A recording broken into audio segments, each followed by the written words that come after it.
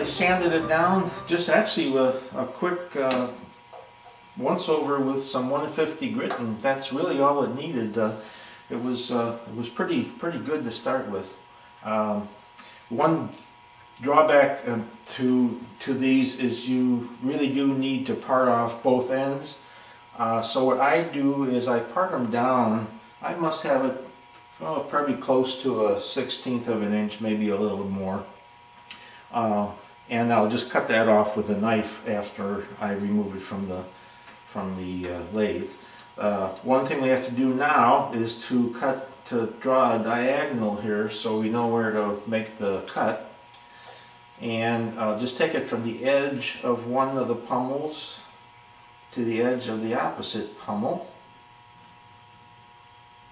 which may or may not end up being right on where you drew the line. In this case, I'm a little beyond the line.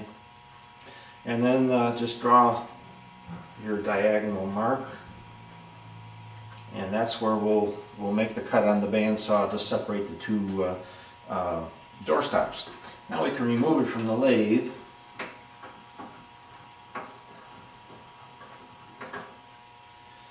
And as you can see, I hope on this, I just have to cut that off with a knife, and we'll be ready to go.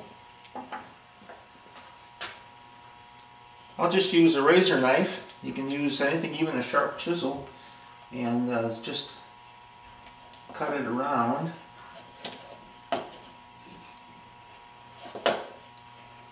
Just keep cutting around. Slow cuts. You don't want to end up with a divot there.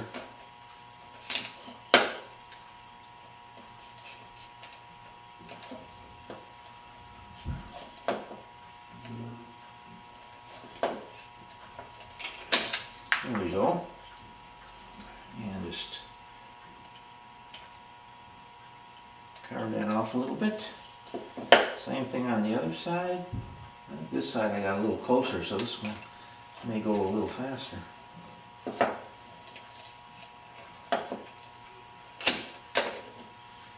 And just level that down.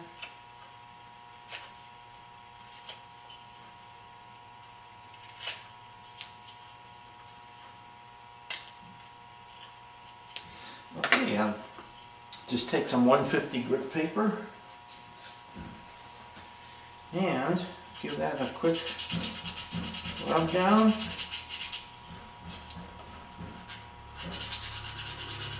I usually do this part with the grain so that the sandpaper scratches don't show up quite as much.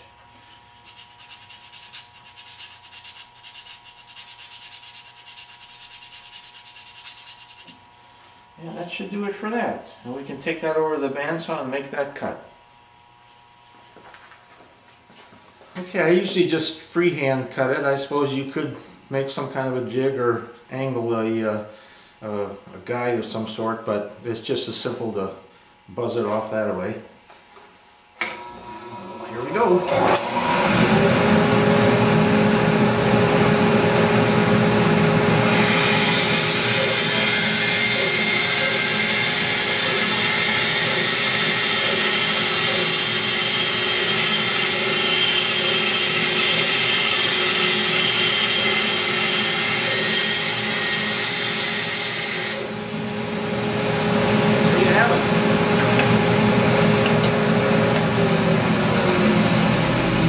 Stops. We just have to clean up the rough cut from the bandsaw and shape the ends a little bit on the belt sander, and we'll be finished with this. I like to wear these gripper gloves when I do this, because sometimes you're getting kind of close to the belt, and it'll just keep my knuckles from getting skinned. Plus, it gives me a little better grip on the doorstop. What I'm going to be doing is filing down that, sanding off those bandsaw marks, and then rounding this corner a little bit. Be a little noisy because I'll turn my shop vac on here.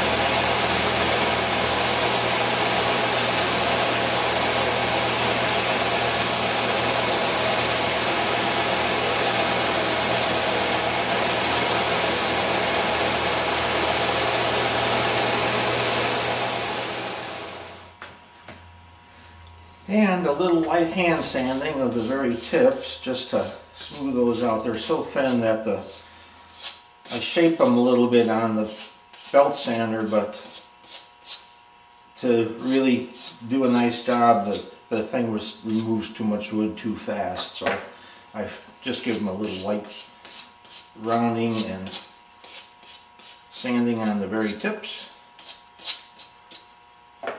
and they're done. You can put them that way or flip them around that way so the handles stick up a little higher, however you see fit. For a finish, I generally either don't finish them at all, or I use an oil finish such as a Watco or a boiled linseed oil. This is another one that I made also out of alder that has a Watco finish on it, and I think I ended up putting like 3 coats in it. It probably could even use some more. The wood was real dry and it just absorbed it like mad. But there you have it. 2 door stops. It's made out of 1 piece of wood. Quick and easy, and an excellent practice for doing spindle work.